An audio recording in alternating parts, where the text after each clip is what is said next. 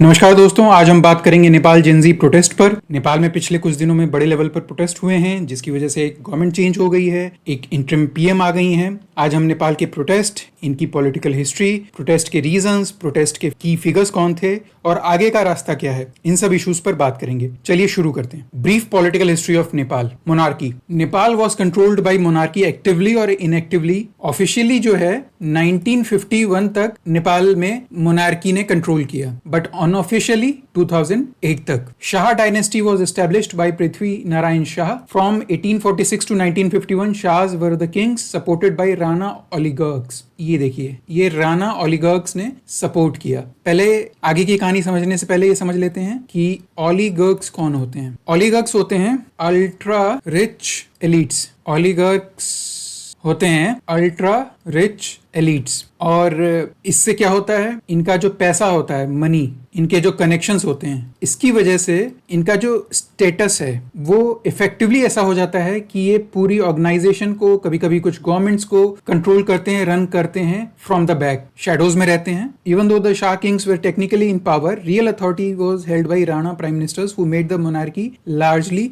Ceremonial. अब देखिए हुआ क्या, शाह जो थे वो किंग्स थे, लेकिन जो राणा थे वो क्या बने, प्राइम मिनिस्टर्स बने, मिनिस्टर्स बने। तो इफेक्टिवली कौन रूल कर रहा था, राणास। तो पावर में तो किंग्स थे, लेकिन रूल कर रहे थे Ranas. Beginning of constitutional monarchy. A popular democratic movement in 1950-51 led to the abolition of Rana autocracy. King Tribhuvan returned from exile and became the active monarch. Nepal was ruled continuously by monarchy until 2008, but the monarchy's power was absolute only after 1951, with prior decades dominated by the Rana family. अब आगे बढ़ते हैं। पंचायती राज era, ये आया 1961 से 1990। King Mahendra dissolved political parties and introduced party-less panchayat system and in turn consolidating power. इन्होंने party-less panchayat system introduce करवाया। इसके 4 टियर थे। क्या थे, विलेज लेवल पे पंचायत, उसके बाद था टाउन या सिटी पंचायत, उसके बाद था डिस्ट्रिक्ट पंचायत, उसके बाद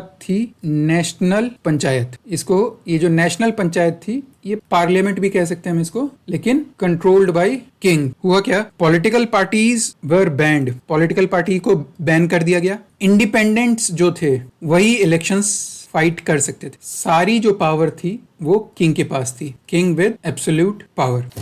किंग महेंद्र ने ये जो पंचायती राज सिस्टम इंट्रोड्यूस किया था पार्टीलेस, उसको बैक टू द विलेज ऐसा एक नेशनल कैंपेन लॉन्च किया और ऐसे प्रमोट किया। और ये किंग ने ऐसे पोर्ट्रे किया कि नेपाल को ये सिस्टम सूट करता है उसकी ट्रेडिशन और कल्चर के हिसाब से, as oppose to western style democracy. Jan Andolan people movement 1990। Massive protest forced the monarchy to accept constitutional monarchy and multi party democracy. अच्छा हुआ क्या, वो जो अभी मैंने आपको बताया था back to the village national campaign, उसमें सारी पावर किंग के पास थी, एब्सोल्यूट पावर थी। उससे क्या हुआ, ऑपोजिशन हुई उनकी 1970s में और 1980s में। 1980 में इनफैक्ट एक रेफरेंडम हुआ जिसमें पंचायती सिस्टम चुनने के लिए कहा गया लोगों से, या फिर उनसे कहा गया कि आप एक मल्टी पार्टी सिस्टम चुनना चाहते हैं। पंचायती सिस्टम जीता, नैरोली जीता पंचायती सिस्टम, और इसके भी आरोप थे कि इलेक्शंस रिग्ड थे। अब आगे बढ़ते हैं। रॉयल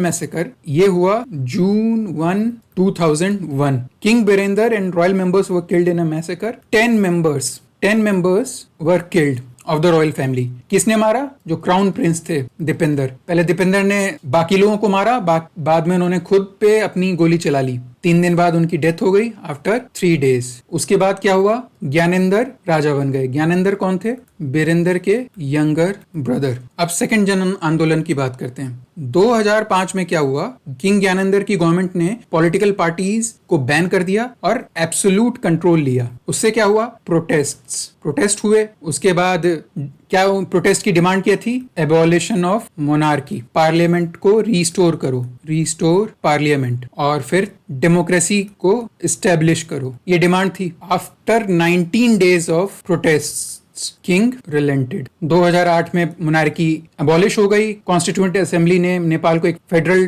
डेमोक्रेटिक रिपब्लिक अनाउंस किया, ending 240 and more years of monarchy. अब हम बात करते हैं करंट सिनेरियो की। प्रोटेस्ट शुरू क्यों हुए, उसका मेन कारण ये था कि गवर्नमेंट ने 4 सितंबर को 26 सोशल मीडिया प्लेटफॉर्म्स को इंक्लूडिंग फेसबुक, व्हाट्सएप, इंस्टाग्राम और ट्विटर एंड यूट्यूब, इन सबको बैन कर दिया। और क्यों किया गया? क्योंकि they failed to comply with the deadline to register locally appoint grievance handlers and remove flagged content। सरकार ने एक नई पॉलिसी लेके आई थी सरकार, और उसके तहत आपको ग्रीवांस हैंडलर्स अपॉइंट करने थे। वो इन सोशल मीडिया प्लेटफॉर्म्स ने नहीं अपॉइंट किए, उसकी वजह से ये 26 प्लेटफॉर्म्स बैन कर दिए गए। TikTok was not banned. Why? इन्होंने कंप्लाई किया, अपॉइंटेड ग्रीवांस हैंडलर। अब गवर्नमेंट ने एक्चुअली क्यों किया? वो तो गवर्नमेंट ने रीजन क्या दिया? गवर्नमेंट ने रीजन दिया कि उन्होंने कंप्लाई नहीं किया new policy of the government के साथ, लेकिन रियल रीजन क्या था? रियल रीजन ये था कि गवर्नमेंट की बहुत ज्यादा क्रिटिसिज्म हो रही थी सोशल मीडिया प्लेटफॉर्म्स पे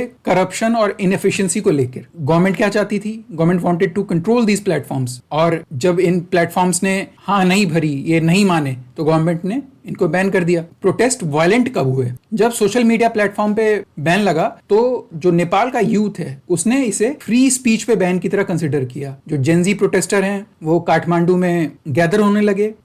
कब गैदर हुए? 8 सितंबर को। उनका कैंपेन का स्लोगन क्या था? Stop the corruption, stop the censorship. अब उसी बीच गोलीबारी हुई, 20 से ज्यादा लोग मारे गए और 100 से ज्यादा लोग घायल हुए। Many of the victims were students. अब इसमें क्या है कि बहुत सारे स्टूडेंट्स ऐसे थे जिनके ऊपर हेड शॉट्स मारे गए थे, मतलब इनके माथे पे गोली मारी गई थी, जिसकी वजह से जो प्रोटेस्ट हैं वो वायलेंट हो गए और अनकंट्रोलेबल हो गए। होम मिनिस्टर ने 8 सितंबर को रिजाइन कर दिया और प्राइम मिनिस्टर केपी ओली ने 9 सितंबर को रिजाइन कर दिया। अब लोगों में गुस्से का कारण क्या था? रिजेंटमेंट का रीजन क्या था? करप्शन रैम्पेंट था, बहुत करप्शन बढ़ा हुआ था नेपाल में। कुछ मेजर करप्शन जैसे इनके थे, एक पोखरा इंटरनेशनल एयरपोर्ट स्कैंडल था, 14 बिलियन की इरेगुलरिटी पाई गई, चाइना ने फाइनेंसिंग की थी उस एयरपोर्ट की। एक यूएस रेफ्यूजी स्कैम हुआ, बहुत सारे पैसे नेपाल के लोगों से लिए गए और उन्हें भूटान का रेफ्यूजी बता के यूएस भेजा गया। जो करप्शन इंटरनेशनल है उसने नेपाल को दिए 34 out of 100 in 2024 CPI ranking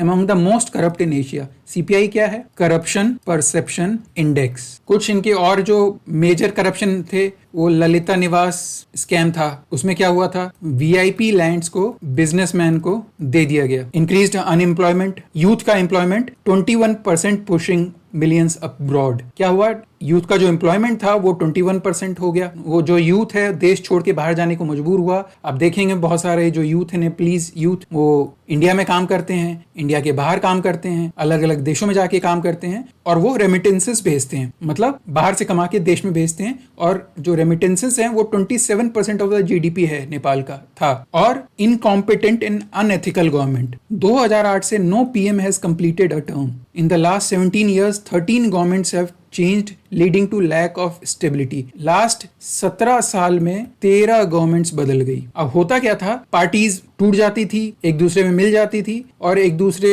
खरीद फरोख्त होती थी, और लीडरशिप जो है वो 3 लोगों में आपस में घूमती रहती थी। एक थे केपी शर्मा ओली, एक थे पुष्प कमल दहाल जिनको प्रचंडा बोला जाता है, और एक थे शेर बहादुर देओबा। इन तीनों में आपस में प्राइम मिनिस्टरशिप इंटरचेंज होती रहती थी। और एक बहुत बड़ा रीजन था नेपो किड्स। नेपो किड्स क्या है? नेपो किड आता है from the word nepotism. It is used to refer to children और relatives of powerful political leaders who are perceived to enjoy privileges, resources और wealth thanks to their family connections rather than merit. ये माना जाता है कि ये जो बच्चे हैं, ये जो भी प्रिविलेजेस एंजॉय करते हैं, वेल्थ एंजॉय करते हैं, वो अपने फैमिली कनेक्शंस और की वजह से एंजॉय करते हैं, मेरिट की वजह से एंजॉय नहीं करते हैं। नेपाल में एक नेपो किड कैंपेन लॉन्च हुआ और वायरल हो गया। This online movement that accuses such individuals of flaunting lavish lifestyles on social media, owning luxury cars, traveling abroad, wearing designer brands, while many young people face unemployment, poverty and limited opportunities। तो क्या था? ये जो nepo kids थे, ये social media पे अपनी lavish lifestyle की फोटो पोस्ट करते थे, वीडियोस अपलोड करते थे, और जो यूथ था देश का वो अनएम्प्लॉयमेंट और पॉवर्टी से जूझ रहा था, जिसकी वजह से क्या हुआ? गुस्सा पनपा। उस समय नेपो किड्स, डेपो baby, corrupt cartel trended across TikTok, Instagram and Reddit. आगे का रास्ता क्या है? आगे का रास्ता है constitution requires a new PM to prove majority within 30 days. 30 दिन के अंदर एक नए पीएम को मेजोरिटी प्रूव करनी पड़ेगी। अगर कोई पार्टी सक्सीड नहीं करती है तो पार्लियामेंट डिसॉल्व हो जाएगी और फ्रेश इलेक्शन 6 महीने के अंदर होने होंगे। Army can only ensure law and order, law and order की जिम्मेदारी आर्मी की होगी, मिलिट्री रूल अनकॉन्स्टिट्यूशनल है। की फिगर्स कौन थे? एक ये हैं बलेन शाह, ये काठमांडू के मेयर बने फाइटिंग इंडिपेंडेंटली। ये एजुकेशन से इंजीनियर हैं, ऑल्सो ए रैपर भी थे। इन्होंने लाइव टेलीकास्टिंग स्टार्ट की म्यूनिसिपल मीटिंग्स की, जिसकी वजह से इनका कनेक्ट बढ़ा विद लोकल्स। इन्होंने सॉलिड वेस्ट मैनेजमेंट करवाया, जिससे इनकी पॉपुलैरिटी बढ़ी। इलीगल स्ट्रक्चर्स भी इन्होंने हटवाए बलेन शाह ने। उसके बाद सुदान गुरुंग जो थे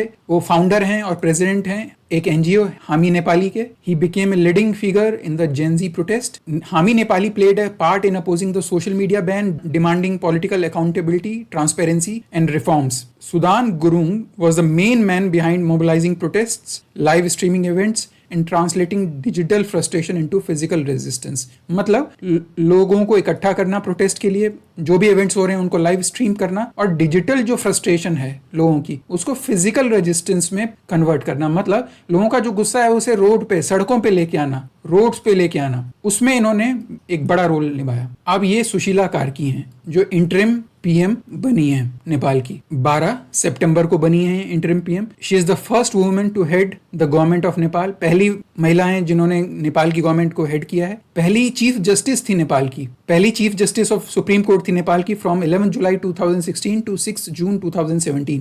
that also the first woman in that role, पहली महिला थी उस रोल में भी। और इन्होंने अपना मास्टर्स जो है बनारस हिंदू यूनिवर्सिटी से 1975 में कंप्लीट किया। तो दोस्तों, आज का हमारा जो ये वीडियो है यहीं पे समाप्त होता है। मुझे उम्मीद है आपने नेपाल प्रोटेस्ट के बारे में कुछ जाना होगा, कुछ समझा होगा, बेसिक रीजंस क्या थे, बेसिक थोड़ी बहुत हिस्ट्री जानी होगी। अगर आपको ये वीडियो पसंद आया हो तो प्लीज इस वीडियो को लाइक करें, शेयर करें, सब्सक्राइब करें और कमेंट जरूर करें। धन्यवाद।